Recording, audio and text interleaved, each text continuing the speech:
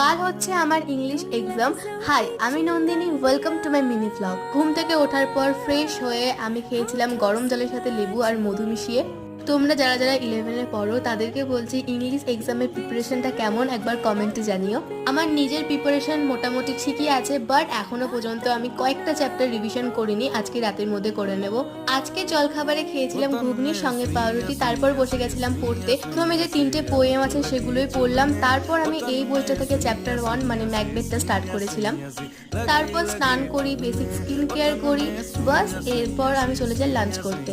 আজ লাঞ্চে ছিল মোচার একটা রেসিপির সাথে একরকম ভাজা, ভাত আর সঙ্গে আলু পটলের ঝোল, এর সঙ্গে ছিল আমড়ার চাটনি। লাঞ্চ করার পর আমি আবার পড়তে স্টার্ট করে দিয়েছিলাম।